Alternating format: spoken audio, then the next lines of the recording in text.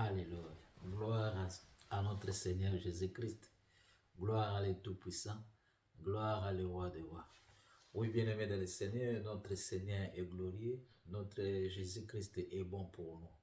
Parce qu'il nous a donné encore l'opportunité de parler moins, qu'il nous a donné de venir auprès de vous pour parler encore, c'est sa parole.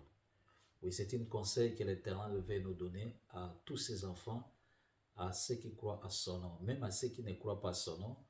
Christ a l'amour pour eux aussi. Il veut qu'ils puissent approcher de lui pour que leur vie puisse être sauvée. Mais avant qu'on puisse commencer notre prédication, si on peut fermer nos yeux pour prier. Seigneur roi, merci beaucoup pour l'opportunité que tu nous as donnée de parler sur toi. Je recommande ces moments entre tes saintes mains. Laisse que tu sois notre maître, que tu instruis ton peuple, tu conseilles ton peuple au nom tout-puissant de notre Seigneur Jésus-Christ de Nazareth. Amen. Alléluia. Alléluia. Dis à celui qui est à tes côtés, à ta droite, Dieu est bon pour nous. À ta femme, à tes enfants, à ton collègue, dis-le, Dieu est bon pour nous. Que tu crois pas, mais je te dis, je te rassure, Dieu est bon pour ta vie. Moi, aujourd'hui, Dieu a mis encore dans mon cœur pour qu'on puisse parler sur ces sujets, vraiment les sujets qui est en train de faire mal dans la vie de l'Église, dans la vie de l'humanité tout entière. Alors, ce sujet, c'est le pardon. Alléluia. Le pardon. C'est-à-dire celui qui est à tes côtés et à ta droite, il est pardon. Bien-aimés dans le Seigneur, on va lire notre portion de la Bible dans le livre de Matthieu 5, 23 à 24. Qu'est-ce que la Bible nous dit? La Bible dit quoi? On va lire au nom de notre Seigneur Jésus-Christ.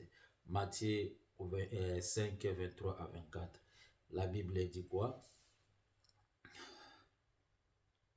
Si donc tu présentes ton offrande vers l'autel et que là, tu te souviens que ton frère a quelque chose contre toi, laisse ton offrande devant l'autel et va d'abord te réconcilier avec ton frère. Puis viens présenter ton offrande. Alléluia. Bien-aimé dans le Seigneur, il faut que tu puisses savoir, et si c'est le conseil de notre Seigneur Jésus-Christ, qui était en train de donner son Église, qui est en train de donner le monde entier parce qu'il était venu pour sauver l'humanité tout entière. Alors, il était en train de voir l'Église comme il marchait, il est en train de voir ceux qui disent sont des chrétiens, il est en train de voir ceux qui disent qu'ils prient l'Éternel, qu'ils servent l'Éternel, il est en train de voir le monde entier était dans les chemins de perdition.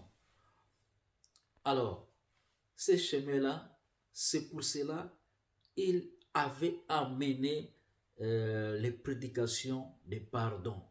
Bien-aimés dans le Seigneur, il faut qu'on puisse savoir, les prédications de pardon, c'est Christ qui avait amené ça.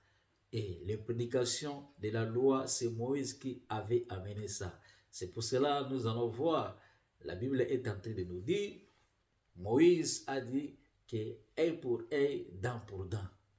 Mais Christ, quand il était venu, il a vu les gens étaient dans les tourments. Les autres étaient en train de détruire leurs frères. Mais quand ils demandent, non, il m'a fait des choses qui n'est pas bien. C'est pour cela, moi aussi, j'ai vengé. Donc la vengeance, ce n'est pas bien. Œil pour œil, dent pour dent, les gens étaient en train de mourir beaucoup. C'est pour cela, l'autre fois, j'ai dit, si Christ n'était pas venu, mais le monde entier pouvait être exterminé. Parce que l'évangile de Christ, ça nous montre comment on peut se comporter, comment on peut marcher dans ce monde. Bien-aimé dans le Seigneur, c'est pour cela que Christ a amené le pardon, que le peuple de Dieu, les enfants de Dieu, puissent avoir l'esprit de pardon, puissent avoir l'esprit de se pardonner. C'est pour cela que nous avons lu, la Bible est claire. La Bible nous dit que si tu as quelque chose avec ton frère, si tu vas à l'église pour donner ton offrande à notre roi, qu'est-ce que tu vas faire? Tu ne peux pas donner cette offrande-là. Il faut que tu puisses aller se réconcilier avec ton frère. Pour après ça, tu vas revenir offrir à notre Seigneur Jésus-Christ. La situation est critique dans ce monde. La situation est catastrophe dans ce monde. Même celles qui disent qu'ils sont des chrétiens, aujourd'hui, on ne comprend pas qui est chrétien, qui n'est pas chrétien, qui servent Dieu, qui ne servent pas Dieu, qui loue l'Éternel, qui ne loue pas l'Éternel. Même celles qui disent que bien sont des serviteurs de l'Éternel, je ne sais moi le grade que vous pouvez avoir, mais c'est catastrophe dans ce monde parce qu'il n'y a pas l'esprit de pardon. Il n'y a pas l'esprit de pardon. Bien-aimés dans le Seigneur, les refus de pardon, c'est une grande obstacle. C'est une grande obstacle qui peut détruire ta vie, qui peut empêcher la réponse que l'Éternel, que tu pries à l'Éternel pour que l'Éternel puisse faire des miracles. Ça peut empêcher pour que tu puisses voir les miracles, la réponse de Dieu. Ça peut empêcher pour que tu puisses aller en avant. Ça peut empêcher pour que ta vie puisse être prospère. C'est pour cela, il faut qu'on puisse faire beaucoup d'attention. Il faut qu'on puisse faire beaucoup d'attention. Parce que si tu ne pardonnes pas, Dieu aussi ne va pas te pardonner. Il faut avoir l'esprit de pardon. Celui qui n'a pas l'esprit de pardon, c'est celle-là qui ont des semences de l'ennemi années. Ceux qui ne pardonnent pas, c'est celles-là qui ont des semences de l'ennemi années. C'est pour cela, un enfant de Dieu, né de nouveau, un enfant de Dieu, celles qui disent qu'ils servent l'Éternel, celles-là ont l'esprit de pardon. Pour pardonner, il ne va pas se forcer, il va pardonner facilement, il va pardonner facilement. Mais toi, est-ce que tu pardonnes facilement? Mais toi, est-ce que tu pardonnes facilement? Qu'est-ce que la Bible déclare? Pourquoi on va pardonner? Pourquoi on va pardonner? La réponse est claire, parce que c'est un ordre, c'est un ordre. Pourquoi on va pardonner? C'est parce que c'est un ordre. Ordre, qui a donné cet ordre-là? C'est notre Seigneur Jésus-Christ qui a donné cet ordre.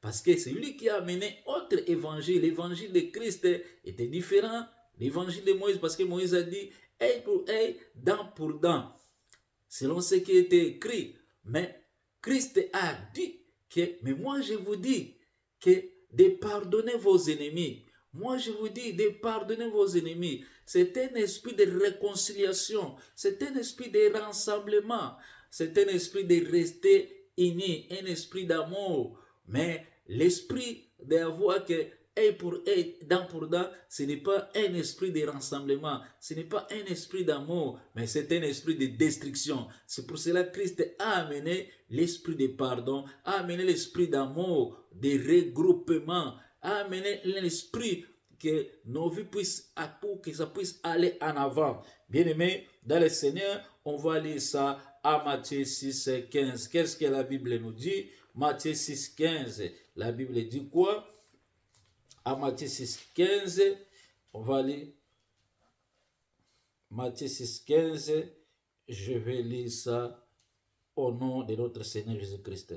Mais si vous ne pardonnez pas aux hommes, votre Père ne vous pardonnera pas non plus vos fautes.